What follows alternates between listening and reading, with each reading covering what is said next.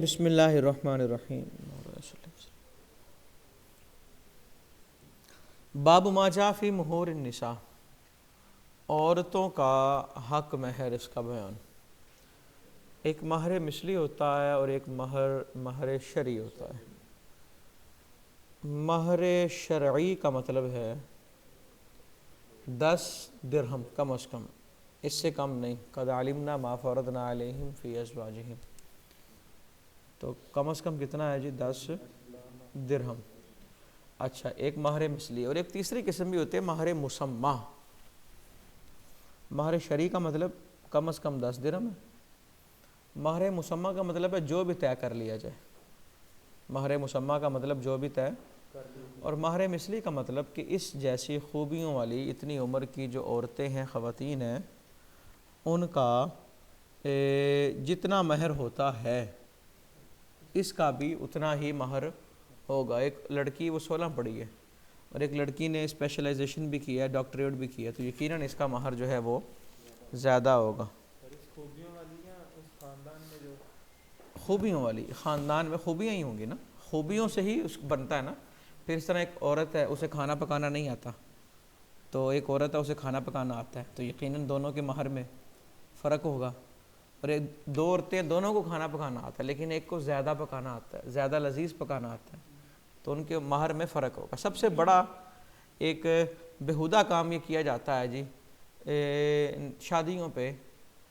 اب بات پوری سمجھیے گا، پھر لفظ بیہودہ پہ اس کا لطف لینا ہے جی۔ نکاح کتنے حق مہر کتنا رکھے جی؟ جو شرعی ہے وہ رکھ دے۔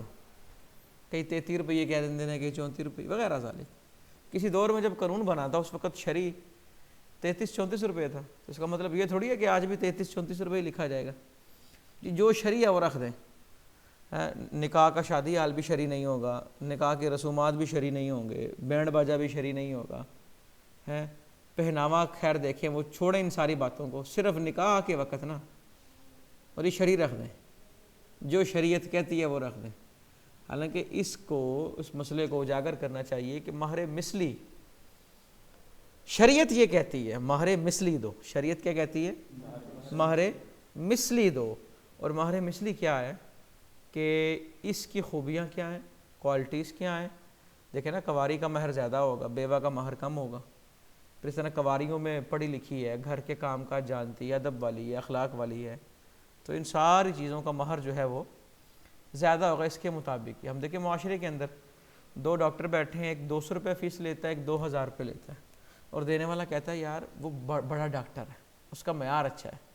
تو اسی طرح جب بیوی لائے ہیں تو معیار اس کا اچھا ہے، تو اسے اس کے معیار کے مطابق حق مہر دینا چاہیے۔ دل آزاری ہوتی ہے نا، نہیں یہ تھوڑی کہنا ہے کہ کم ہے تو کٹ کرو، یہ باتیں ساری پہلے طے ہوتی ہیں، اور اس میں دل حقیقت نہیں ہے، حقیقت یہی ہے۔ اب مثال کے طور پہ ایک ڈاکٹر کی فیس 200 ہے، تو کیا اس کی دل آزاری ہو رہی؟ وہ لیتے ہی اتنے، وہ اس میں راضی ہے، وہ اس میں خوش ہے۔ ایک چیز ایک دکان سے 500 کے ملتے اور ایک دکان سے وہ چیز 5000 کی ملتی، تو 500 والے کی دل آزاری تھوڑی ہے، اسے سمجھ آتی ہے تو وہ 500 میں دے رہا ہے، دل آزاری والی بات نہیں آئے گی اس میں۔ بہرحال مہر مثلی، مہر کی 3 قسمیں، مہر شرعی، مہر مسمہ اور مہر مثلی، ٹھیک ہے۔ مہر مقرر ہو گیا ہے، مہر مقرر ہو گیا ہے اور رخصتی سے قبل خامند فوت ہو گیا تو پھر آدھا مہر جو ہے وہ لازم ہوتا ہے۔ کچھ صورتیں ایسی ہیں کہ جن میں حق مہر کسی ایسی چیز کو بنا دیا جاتا ہے جو مال نہیں ہے۔ روایتیں آئیں گی قرآن کی صورتوں کو حق مہر بنا دیا، تو یہ یا تو نبی پاک صلی اللہ علیہ وآلہ وسلم کے خصائص ہیں، یا ان کا مطلب یہ ہے کہ فی الحال نکاح ہو گیا ہے لیکن بعد میں مہر مثلی واجب ہے۔ چونکہ مہر کی ادائیگی فوراً لازم نہیں ہوتی، وہ معجل بھی ہو سکتا ہے، غیر معجل بھی ہو سکتا ہے، کچھ دے دیں کچھ نہ دیں۔ اور ایک اور سب سے بڑی غلطی ہمارے ہاں یہ ہے، 1 لاکھ روپے حق مہر لکھیں جی، 10,000 روپے معجل اور بقیہ غیر معجل۔ اور غیر معجل کا مطلب یہ ہوتا ہے، لوگ ہی سمجھتے ہیں کہ خدا نہ خواستہ اگر طلاق ہوگی تو دینا ہے ورنہ نہیں دینا، کہنے کوئی نہیں طلاق دے ٹائم ہی دینا نا، پاویں 5 لاکھ لکھ دے۔ یہ غلط بات ہے۔ مہر کا تعلق طلاق تو ہے، حد ہو گئی نا کہ مہر نہیں دیا، اب دو ادائیگی دو، اب سارے بقایا جات کا وقت آ چکا، اب تو حساب کتاب ہوگا، لیکن حق یہی ہے کہ اس سے پہلے آدمی اسے مہر جو ہے وہ ادا کر دے۔ اور کئی لوگ پھر بڑے پہلوان بنتے ہیں، معاف کروا لیتے ہیں۔ معاف کروانے سے معاف تو ہو جاتا ہے، لیکن اخلاق کا تقاضا یہی ہے کہ آدمی اسے ادا کرے۔ معاف کروانا تو پھر بھری محفل میں کہنا مجھے معاف کر دینا، بند کمرے میں کیوں کہتا ہے؟ اگر واقعی وہ معاف کرانے کا مستحق ہے تو وہ بھری محفل میں کہ اتنا مقرر کر لو ہو جاؤ، لیکن مہربانی مجھے معاف کر دو۔ اب وہ بند کمرے میں معاف کروائے گا، لوگوں کو ظاہر کرے گا میں نے دے دی ہے، اور عورت بیچاری دبی دبی رہے گی، چپ چاپ رہے گی۔ تو یہ وہ چیز ہے جو عورت کو اسلام نے حق دیا ہے مہر کا۔ وہ ڈیمانڈ کر سکتی ہے میں اتنا مہر لوں گی۔ دیکھیں روایت دیکھیں، ایک بنی فزارہ کی ایک عورت نے نکاح کیا، حق مہر میں کیا تھا؟ صرف 2 جوتے، صرف 2 جوتے۔ تو آقا علیہ الصلوۃ والسلام نے فرمایا ارادیت من نفسی کی، کیا تو راضی ہے کہ نہیں؟ تو راضی ہے کہ نہیں؟ عرض کیا آقا میں راضی ہوں۔ تو آپ نے اس نکاح کو جائز قرار دیا کہ وہ کہے میں اس پہ راضی نہیں ہوں، میں نہیں کرتی، مجھے اتنا حق مہر چاہیے، اس کا حق ہے۔ اور سب سے بڑا المیہ یہ ہے کہ عورت بیچاری سے پوچھا ہی نہیں جاتا تو انہیں حق مہر کیا لینا ہے؟ سمجھ آئی نا؟ اسے پتہ ہی نہیں ہوتا، پوچھتے ہی نہیں ہے اسے، اور صرف اطلاع دیتے ہیں اسے کہ اتنے حق مہر کی بس نکاح کرنا ہے، اجازت دیتی ہیں کہ نہیں دیتی؟ تو اطلاع نہیں، باقاعدہ اجازت لینی چاہیے اس سے پہلے کہ آپ کی کیا رائے ہے کہ کتنا حق مہر آپ کا رکھا جائے۔ یعنی کہ جو نکاح خواہ ہے وہ پہلے لڑکی سے اجازت لینے سے پہلے اسے پوچھے آپ کا میں نے نکاح پڑھانا ہے، حق مہر کتنا چاہتی ہیں آپ؟ اگر وہ کہہ دے جی ابا جی سے پوچھ لیں، پھر وہ بڑوں کو بٹھا کے پوچھے جی کتنا حق مہر ہے، حق مہر وصول کرے، جا کے لڑکی کو دے، اس سے اجازت لے، اور آ کے پھر لڑکے کے ہاں ایجاب و قبول کرے۔ ایک اور باب اسی بارے میں، مہر کے بارے میں،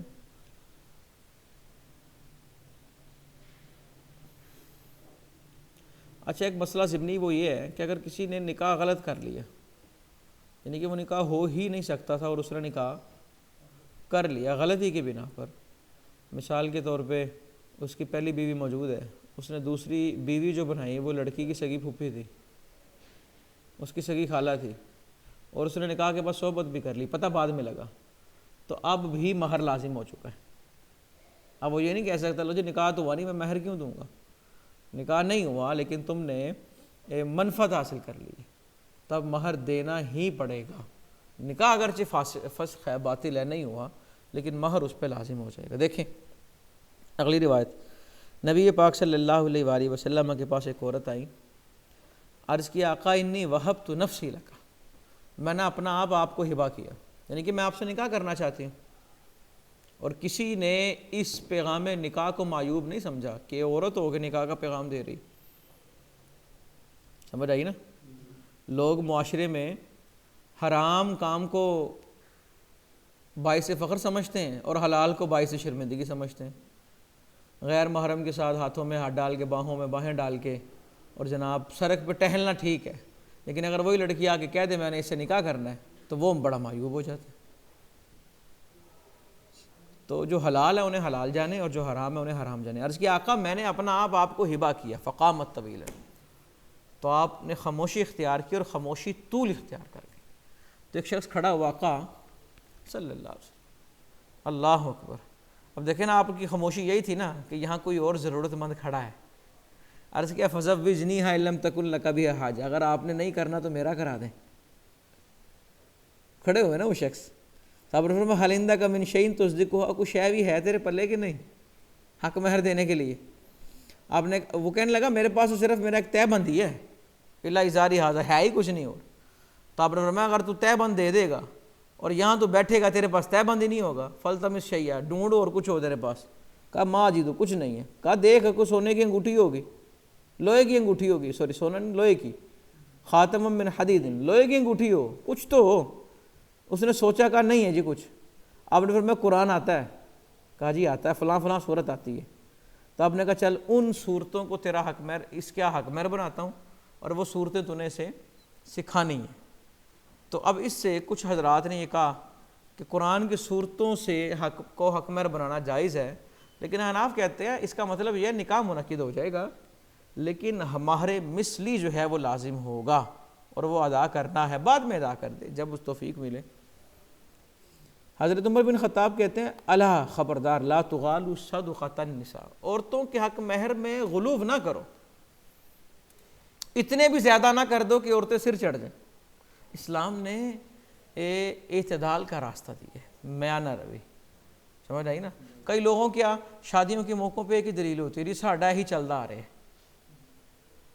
ہر ایک خاندان کی 4 لڑکیاں چاروں برابر نہیں ہوں گی۔ مہر مثلی کیا مطلب کیا ہے؟ اس جیسی لڑکیوں کا جو مہر ہے، اس جیسی عورتوں کا، تو جیسی کا مطلب کیا ہے کہ ساری برابر نہیں ہو سکتی، سمجھ آئی نا۔ تو اب نے فرمایا اگر یہ حق مہر کوئی قابل عزت چیز ہوتی دنیا میں، یا اللہ کی بارگاہ میں تقوی کا کام ہوتا، تو سب سے بہتر تقوی کرنے والے تو آقا صلی اللہ علیہ وسلم، تو وہ اس پہ زیادہ عمل کرتے ہیں۔ کہتے ہیں مجھے نہیں معلوم کہ آپ نے کسی زوجہ سے نکاح کیا ہو یا اپنی بیٹیوں میں سے کسی کا نکاح کیا ہو اور 12 اوقیہ سے زیادہ حق مہر رکھا ہو، اور یہ کتنے درہم بنتے ہیں؟ 40 درہم، سوری 40 درہم، اچھا 12 اوقیہ بنتے ہیں جناب 480 480 درہم، کتنے رہی؟ 480 درہم، یعنی کہ اوقیہ 40 درہم کا ہے اور 12 ہوئے 480 درہم کے۔ اور کئی دفعہ تو صرف اپنے وہ جناب ٹھاٹ کے لیے کروڑوں میں بھی حق مہر لکھوا دیتے ہیں۔ تو تجاوز نہیں کرنا چاہیے، اللہ حد سے بڑھنے والوں کو پسند نہیں کرتا، کمی بھی نہیں اور تجاوز بھی نہیں، اعتدال، میانہ روی۔ ایک شخص جو اپنی لونڈی کو آزاد کر دے پھر اس سے نکاح کر لے، نبی پاک صلی اللہ علیہ وآلہ وسلم نے حضرت صفیہ کو آزاد کیا اور ان کی آزادی کو ان کا حق مہر بنایا، ان کی آزادی کو ان کا حق مہر بنایا۔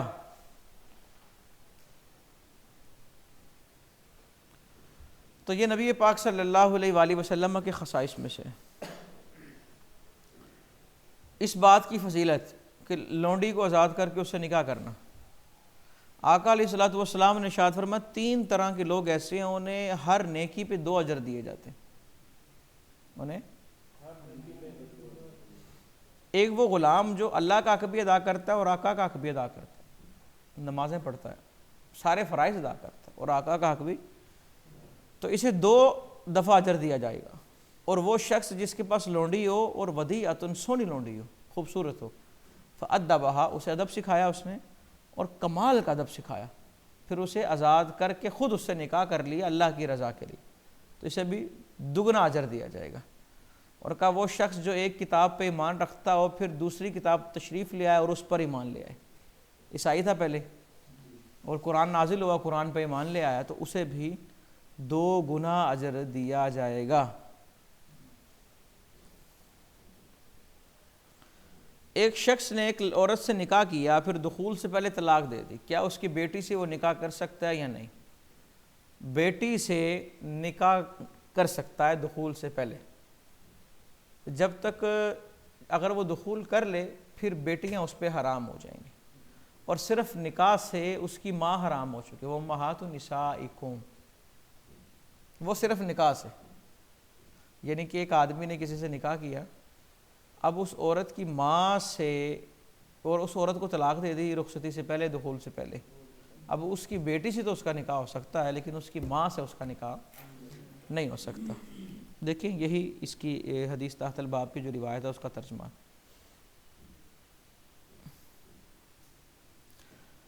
ایک شخص نے عورت کو 3 طلاقیں دیں، اس نے کہیں اور نکاح کر لیا لیکن دوسرے شوہر نے دخول سے پہلے طلاق دے دی، تو کیا حلالہ ہوا کہ نہیں ہوا؟ اچھا حلالہ ہوتا ہے کیا نہیں جاتا؟ کیا کہا میں نے؟ ہوتا ہے کیا، یہ جو پلان کر کے کرتے نہیں تو نکاح موقت ہے، کانٹریکٹ میرج، آگے روایتیں آئیں گی، حلالہ کرنے والے اور کرانے والے دونوں پر لعنت ہے، محلہ والمحلل لہ، لعنت کی ہے۔ ایک شخص آئی جی، کہتی میں رفاع کے پاس تھی تو مجھے طلاق دے دی انہوں نے، تو میں نے عبد الرحمن بن زبیر سے نکاح کر لیا، اور میں نے انہیں پایا کپڑے کے جھالڑ کی طرح، وہ حقوق پہ قدرت نہیں رکھتے تھے۔ تو آقا فرمانے لگے کیا تو چاہتی ہے کہ تو رفاع کے پاس واپس چلی جائے؟ جی ہاں۔ آپ نے فرمایا نہیں، تب تک نہیں جا سکتی جب تک تو دوسرے کا شہد نہ چکھے اور وہ تیرا شہد نہ چکھے، یعنی کہ جب تک زوجیت نہیں ہوگی تب تک پہلا خامند حلال نہیں ہوگا اور دوسرا محلل نہیں بنے گا۔ کلیئر ہو گئی؟ یعنی نکاح کر لیا اس نے، پھر اس نے کبھی طلاق دی کسی وجہ سے، اب عدت گزری تو اور پہلے کے پاس آنا چاہے تو ٹھیک ہے، تو یہ تو پلاننگ کر کے حلالہ کرتے ہیں نا، یہ نہیں ہونا چاہیے۔ حلالہ کرنے والا اور جس کے لیے حلالہ کرایا گیا، ان رسول اللہ صلی اللہ علیہ وسلم لعن المحل والمحلل لہ، لعنت کی۔ اور یہ وہ ہیں جو حلالے کو کھیل سمجھتے ہیں، کاروبار بنایا ہوا ہے۔ اس لیے علماء کرام کے پاس جب اس طرح کی صورتحال آتی ہے وہ کہتے ہیں ہم طلاق نہیں دیں گے، عورت کا اگر دل کرے گا مطالبہ کرے گی تو ہم طلاق دے دیں گے۔ اور ہم نے دیکھا ہے کہ کئی دفعہ ایسا ہوا کہ علماء کرام کے پاس خواتین آئیں اس طرح اور انہوں نے طلاق کا مطالبہ ہی نہیں کیا، اور پھر وہ انہیں کے ساتھ رہیں، اور پھر ان میں سے ماشاءاللہ کثیر اولاد بھی اللہ نے دی ہے۔ نکاح متع حرام ہے جی۔ نبی پاک صلی اللہ علیہ وآلہ وسلم نے خیبر کے دن متع سے منع کیا، اور جو حمر الاہلیہ پالتو گدھا ہے اس کے گوشت سے بھی منع کیا۔ گدھے اور یہ متع جو ہیں وہ حرام ہو گئے کس دن؟ خیبر کے دن۔ اگلی روایت دیکھیں، ابن عباس رضی اللہ تعالیٰ عنہما کہتے ہیں اسلام کے آغاز میں متع تھا، کیا تھا کہ آدمی اجنبی جب کسی شہر میں آتا تھا، اجنبی ہوتا تھا، تو وہ وہاں کسی عورت سے نکاح کر لیتا تاکہ وہ اس کے مال کی حفاظت کرے، اس کے سامان کی حفاظت کرے، اسے کھانا پکا کے دے، کپڑے دھو کے دے، استری کر کے دے۔ وَتُصْلِحُ لَهُ شَيْئَهُ کا مطلب میں یہ کر رہا ہوں، وَتُصْلِحُ لَهُ شَيْئَهُ کہ اس کی چیزیں درست رکھے، مطلب کیا؟ کھانا دے، کپڑے صحیح کرے، جوتا صاف کرے۔ تو اللہ نے یہ آیت نازل کر دی إِلَّا عَلَىٰ أَزْوَاجِهِمْ أَوْ مَا مَلَكَتْ أَيْمَانُهُمْ، پھر یعنی کہ متع جو ہے وہ حرام ہو گیا۔ پھر کیا اس کا مطلب کیا ہے؟ کہ لونڈیاں انسان رکھ سکتا ہے، باندیاں رکھ سکتا ہے اور ان سے استمتاع کر سکتا ہے۔ تو پھر حضرت ابن عباس نے کہا فَكُلُّ فَرْجٍ سِوَىٰ هَٰذَيْنِ، ان دو فرجوں کے علاوہ جتنے ہیں وہ حرام ہے، ایک تو آدمی کی بیوی اور دوسرا آدمی کی باندھی۔ نکاح شغار منع، نکاح شغار وٹے سٹے کی شادی جسے کہتے ہیں، یہ ممنوع ہے جی۔ دیکھیں نبی پاک صلی اللہ علیہ وآلہ وسلم نے کہا لا جلبہ ولا جنبہ ولا شغار فی الاسلام، اسلام میں یہ چیزیں نہیں ہیں۔ ایک ہوتا ہے ویسے ہی بندہ رشتہ کر لے، لیکن ایک ہوتا ہے شادی کی ہی اس شرط پہ ہے کہ جناب اس کی شادی تجھ سے اس لیے کر رہا ہوں کہ تو اس کی شادی مجھ سے کرے گا، یہ اسلام میں جائز نہیں۔ اچھا لا جلبہ، شغار تو میں نے بتا دیا کیا ہوتا ہے، جلب کا مطلب ہوتا ہے لا جلبہ ولا جنبہ، جلب اور جنب زکوٰۃ میں بھی ہو سکتا ہے اور گھوڑوں میں بھی ہو سکتا ہے۔ غور سے سننا اور اس کو نوٹ کرو گے تو فائدہ ہوگا، ورنہ بعد میں یاد نہیں رہے گا، اڑ جائے گا یہ علم۔ جلب گھوڑوں میں بھی ہو سکتا ہے اور زکوٰۃ میں بھی۔ گھوڑے میں جلب کیا ہے کہ آدمی گھوڑا دوڑائے اور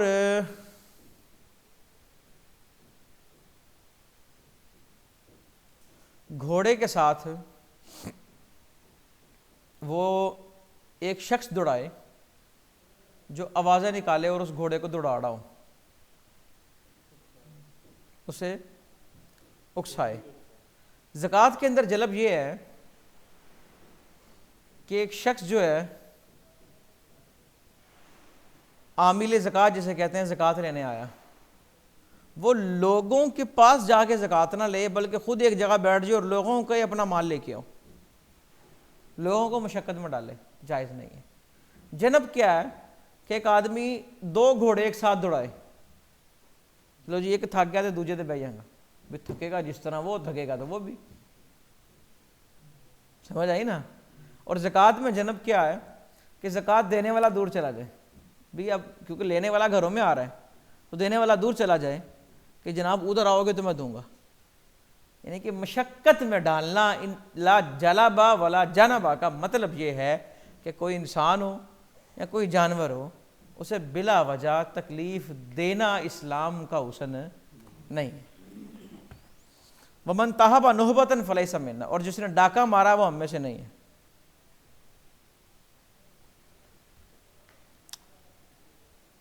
اگلی روایت بھی اسی طرح،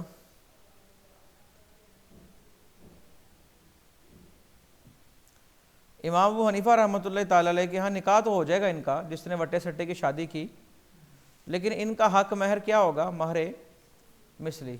اب وٹے سٹے کی شادی جس سے منع کیا گیا نا، میں شاید ایک لفظ اس میں ایڈ کرنا بھول گیا، وہ یہ ہے کہ آدمی کہتا ہے میں اپنی بیٹی کا نکاح تجھ سے کرتا ہوں، اور اس کا حق مہر یہ ہے کہ تو اپنی بیٹی کی شادی مجھ سے کرتا۔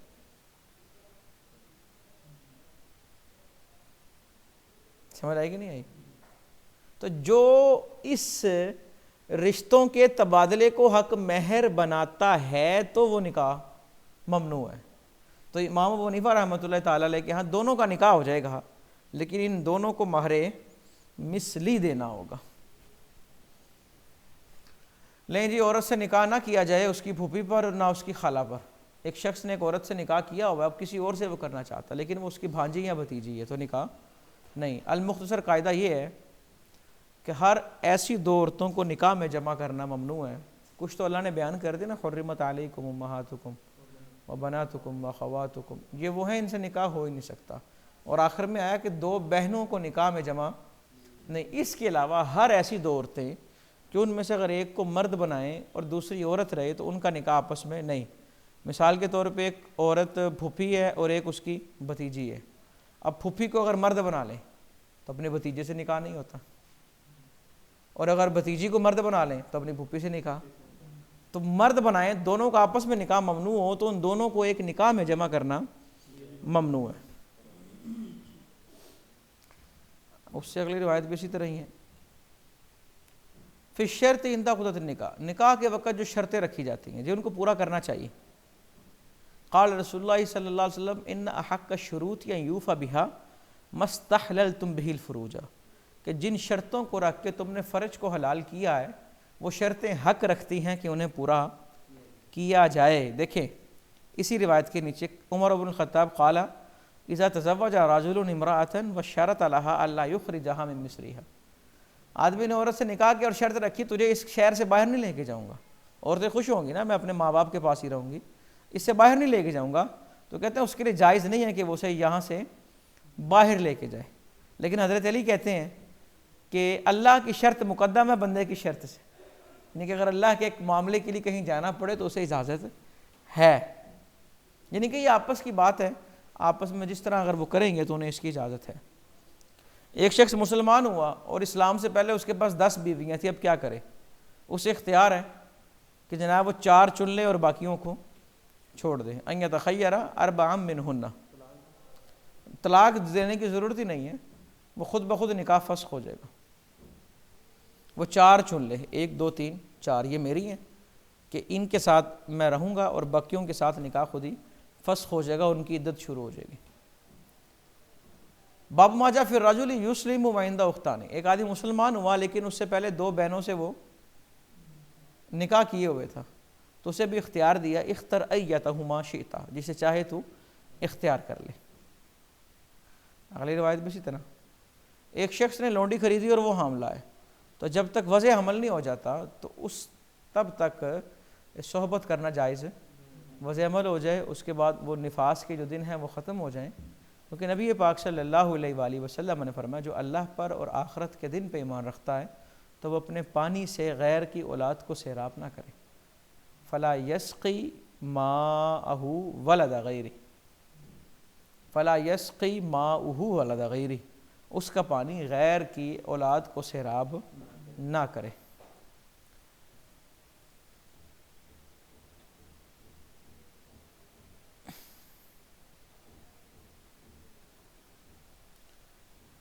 ایک شخص نے ایک لونڈی کو قیدی بنایا اور اس لونڈی کا خامد ہے، کیا وہ اس لونڈی سے وطی کرے گا کہ نہیں؟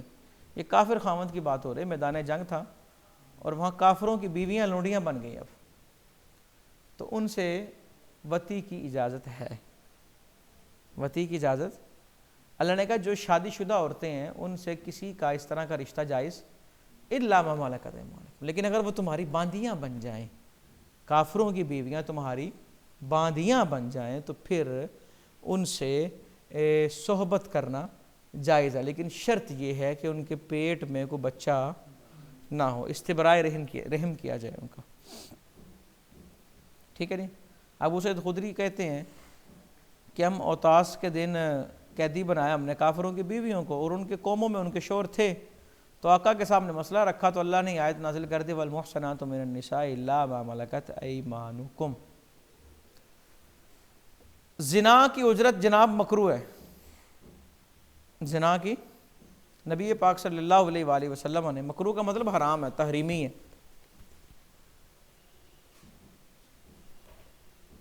عن ثمن الکلب، کتے کی قیمت سے منع کیا. نبی پاک صلی اللہ علیہ وآلہ وسلم نے کتے کی قیمت سے، جس کتے کو رکھنا جائز نہیں ہے اس کتے کی خرید و فروخت بھی جائز نہیں ہے. ومہر البغی، اور زنا کی اجرت کو حرام کیا آپ نے، اور کاہن کی مٹھائی کو حرام قرار دیا آپ نے. کاہن کی مٹھائی کو، ٹھیک ہے. کاہن یہ جو جادوگر ہوتے ہیں، کالا جادو کرنے والے، جنتر منتر کرنے والے. کسی نے اگر منگنی کی ہوئی ہے تو اس کی منگنی جب تک برقرار ہے تو اس کی منگنی پر منگنی کوئی نہ کرے جی. اپنے بھائی کے سودے پر سودا بھی نہ کریں اور اپنے بھائی کی منگنی پر منگنی نہ کریں. نکاح کا پیغام کسی نے بھیجا ہے تو اس پر نکاح نہ کریں. ٹھیک ہے جی. یہ حدیث بھی ہے. اچھا جی، یہ ایک روایت ہے، یہ ذرا دیکھیے.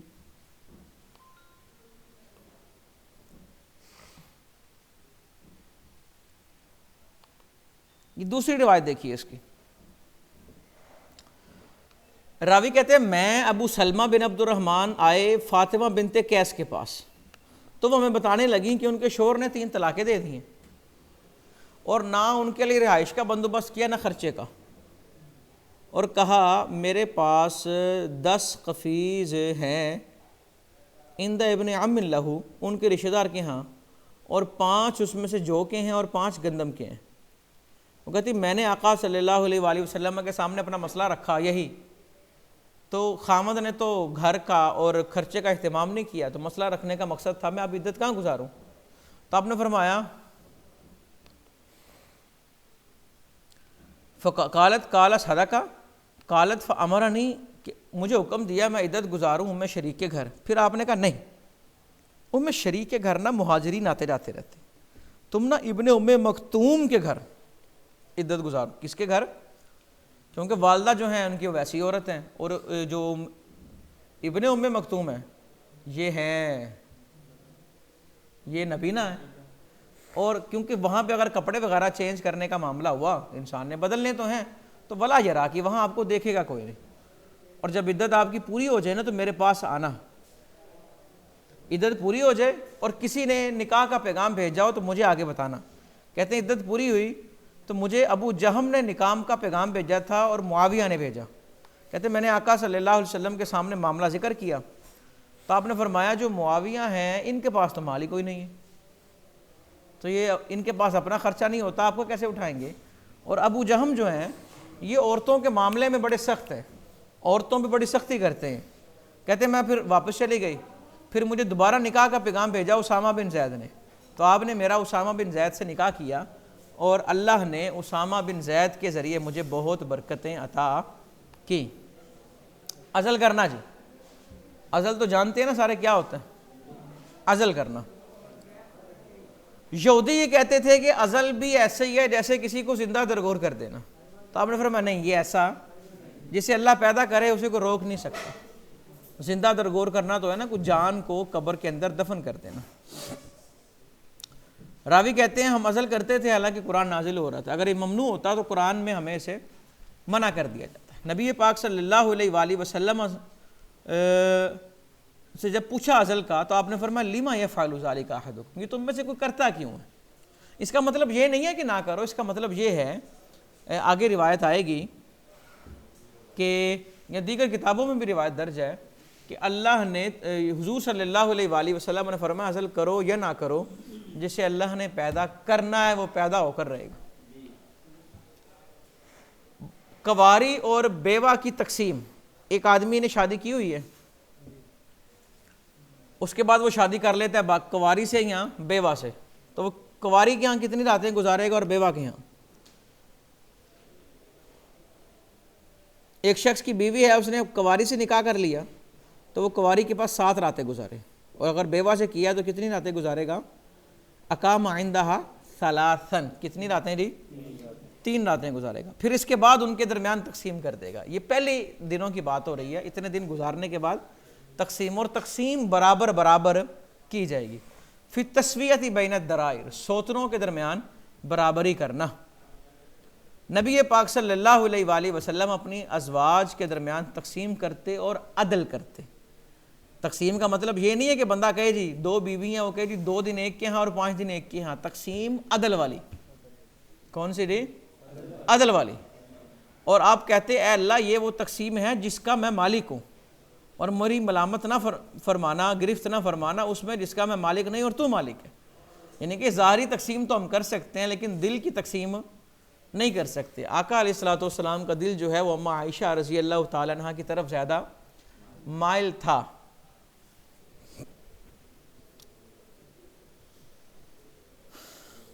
جو شخص اس کی 2 بیویاں اور ان میں وہ عدل نہیں کرتا تو وہ قیامت کے دن اس طرح آئے گا وشقہ ساقط، کہ اس کے جسم کا ایک حصہ مفلوج ہوگا۔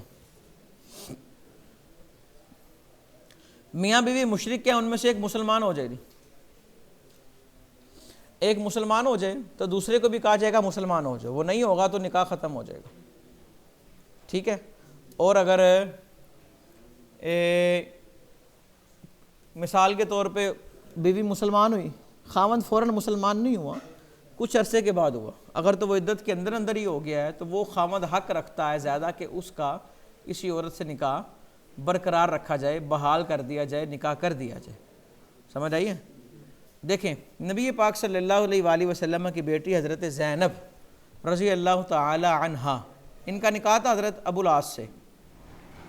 حضرت زینب مسلمان ہو گئے اور ابو العاص بڑے عرصے بعد مسلمان ہو گئے، لیکن جب مسلمان ہوئے تو آپ نے اپنی بیٹی کا دوبارہ نکاح ان سے کر دیا، لیکن حق مہر بھی نیا تھا اور نکاح بھی نیا تھا۔ اچھا کچھ روایتوں میں آئے گا کہ نیا نکاح نہیں کیا، تو ان روایتوں میں ہو سکتا ہے وہ جس راوی کو بیان کر رہا ہے اس کو نہ پتہ لگا ہو کہ نیا نکاح کیا ہے یا وہ موقع پہ موجود نہ ہو، ورنہ روایت یہی درست ہے کہ یہ تقریباً 6 یا 7 سال کی بعد کی بات ہے۔ سمجھ آئی نا؟ تو آپ نے نیا نکاح کیا اور نیا حق مہر مقرر کیا، یعنی کہ المختصر یہ کہ مسئلہ یہ ہے کہ دونوں میں سے ایک مسلمان ہو جائے اور دوسرا نہ ہو تو وہ نکاح ختم ہو جاتا۔ اب دیکھیں اگلی روایت میں آیا کہ 6 سال بعد نکاح کیا لیکن نیا نکاح نہیں کیا، نیا نکاح نہیں کیا۔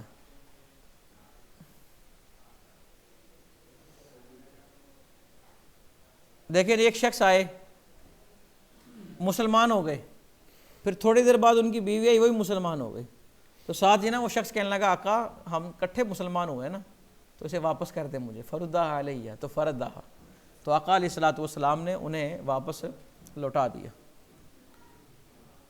حق مہر مقرر کرنے سے پہلے آدمی فوت ہو گیا، حق مہر مقرر کرنے سے پہلے آدمی نکاح ہوا، رخصتی ہوئی، دخول ہو گیا، رشتہ ہو گیا، ریلیشن قائم ہو گئے، اب حق مہر مقرر نہیں تھا ہوا، آدمی فوت ہو گیا، تو اب اس کے لیے مہر مثلی ہوگا۔ کیا ہوگا؟ ابن مسعود کہتے ہیں لہا مثلو صداقی نسائیہ لا وقصہ ولا شتتا، کم بھی نہیں زیادہ بھی نہیں، عدت گزارے گی، وراثت کا حصہ ملے گا۔ مقرر ضروری نہیں ہے نا، کسی حد تک لازم ہے، لیکن یہ وہ نہیں ہے کہ اس کے بغیر دخول نہیں ہو سکتا، یہ وہ چیز کرنا چاہیے، لیکن اس کا مطلب یہ نہیں ہے کہ حق مہر مقرر نہیں کیا تو رشتہ نہیں قائم ہو سکتا ہے۔